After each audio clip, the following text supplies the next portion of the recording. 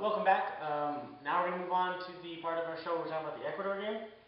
That was 2 days after the Honduras game. It was on Tuesday.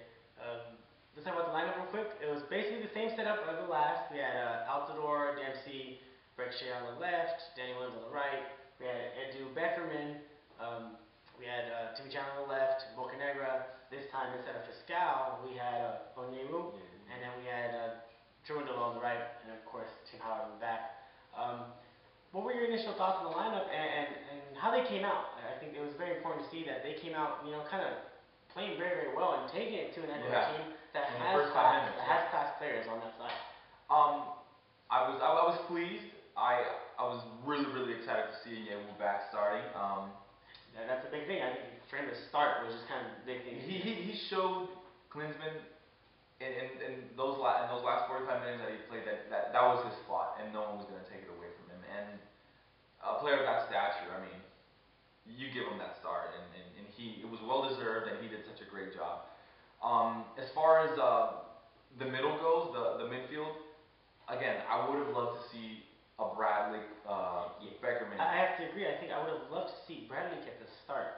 Why he's not getting that start? Why he's pairing up Edu and Beckerman, which I believe are the same exact player. Almost, yes, they have great. But they have good chemistry, more so than Edu and Beckerman. There's just they're the same player, but they play off of each other. You can argue that about Xavi and Iniesta. They're the same player, but they play great off of each other. You know what I mean? And they both defend very well. Beckerman and Bradley alike. Again, I just think Edu's not slow, but maybe a little bit more of a defensive player, not so much as a creator nor distributor. I'm not gonna lie. I can't really see him really taking the ball, making it his, and distributing it to the flanks, or waiting for another forward to come get the ball. He just doesn't have that. But I could be wrong. You just haven't seen it. Yeah. You just haven't seen it. So you would like to see. Again, I love the idea of Danny Williams and Breckshay on our flanks, which, I mean, nothing but great things out of those two kids. They're doing their jobs. And again, Dempsey and Altidore. Altidore came in second minute, had a shot right on goal from like no angle, and it was good to see that. Again, that just shows you the confidence that this guy has. I mentioned before again, strikers, you're all about confidence. Either you're on or you're not, and he's on. And once again, it seemed like Dempsey really took that role as having that number 10 shirt on and moving, distributing the ball, and playing the ball to his players, and being that focal point of the offense, of the attacking. Let me ask you something. You know the culture of soccer. We're both Latin, so we know what the number 10 means. Do you think that number 10 is Clint Dempsey's now? From what you've seen and from the role that he's taken on the team, the position that he's playing, does he deserve that number 10? He does deserve the number 10, but let's just be honest. That number 10 is Donovan's, and let's be honest. That's his number. It's been his number. I don't think Klinsmann will just be like, well, I'm going to take that jersey and give it to kid. He won't do that. And even Clint Dempsey, he doesn't need to have that number 10 on his back to play that role. He doesn't need that. No player needs that. But it's what that number means. Represents. What represents, correct. And but I don't think he needs it. Like I said, in the most recent years, I couldn't remember where there was that player. That person behind the two strikers, or that person behind the striker dishing balls in the box, or really getting everybody involved, and as much as Dempsey has been doing it, so I mean, it just looked great, and I'm really proud of him for that, and I just wanted to bring that up. So let's move on. We'll see. There's problems on the back line. I think Truandolo had a tough time with. He looked really slow. He looked slow. Maybe tired, and maybe he's two games in what? 2 games in 3 days. 3 days. Yeah, it takes a toll. He's not the youngest of players. Let's be honest. As far as the other players on the back line, I thought Onyewu had a great game. Let's talk about Onyewu for at least a minute. I think he deserves that much. For me, or for us, really, he was our man of the match in that game. I haven't seen him play that kind of soccer in a long time, and you could see after the game, he was extremely exhausted. He put everything on the field.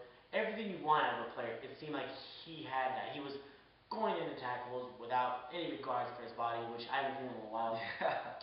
He was Putting staring players down. He was basically owning that part of the field. It was his defense. He was that no-nonsense type of defender that we so desperately For me, needed. and I was, we were watching the game, we were screaming, Gooch is back, Gooch is back. So it was great to see that, and once again, if he continues this form, I only see great things, and it's almost a relief. It's a burden off our shoulders as U.S. fans, as U.S. soccer fans, to see him back, because there was some, worry that he was never going to get back to where he was. It was a and crazy injury. he was great off of his toes. He was jumping up to tackles. He was pulling people. He was yanking people. He was winning balls. Every ball in the air. I don't remember him losing a ball in the air.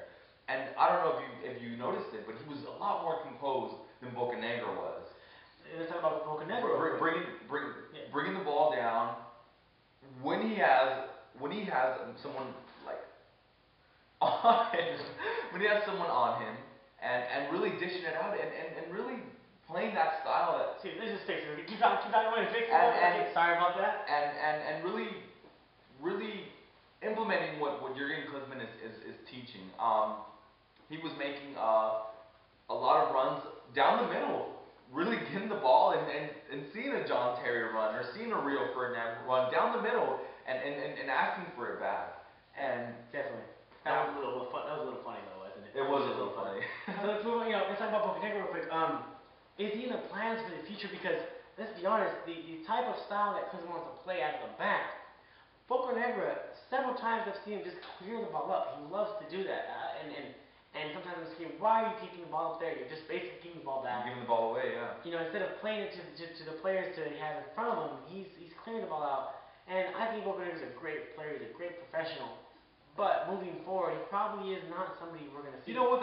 Which is kind of scary to see, because we see Onyebo come back. Now we're going to see the other side. Like, okay, who's starting that from now on? I just think that it's a learned bad habit. It's a bad habit that under Bob Bradley was almost like second nature. Yeah, even we talked about, why do they keep doing that, giving the ball back? But there's a few times that he would get the ball under pressure, and then he would look up and say, oh, I'm gonna bomb it, but then he would think, step on it and touch it back down to Howard or touch it to a center midfielder. Correct. But then again, there was those I think I counted 4 or 5 times that he did grab the ball with no pressure and just bombed it up. But I think that he's gonna learn. It's gonna take a little time, but I feel we can count on him for at least another 3 years. I think he's. So moving forward, okay. So I think the first half was a great half to see. I thought both teams were doing well. I thought the U.S. played up to par, and they were doing very well. They were attacking. They were defending very well. Second half comes around. There are 4 subs. And I thought I saw the whole game change. I think he brought out Greg Shea, he brought out Edu, he brought out Altidore, and then he brought out I forget who was he brought out Inspector, brought out Shimondo. And for me, the whole game changed. They did not look comfortable. They did not look. It changes your tactic. Part of that is, like you said, 2 games in 3 days. And he's trying to see more players. Yeah, he's trying to see more players. These guys have their duties for their club teams. But yeah, you can definitely separate the weak from the stronger players. And I say that with all respect, but the players that are ready to blossom and to really play at that national level. The subs didn't do well. In any case, I think the subs, what it did is just basically they were just not comfortable with each other, and so it just changed. Yeah, and the tempo was really high. Yeah. Like I said, U.S. came in with a lot of 2, 3, 4 shots in the first 10 minutes on target. They were on target.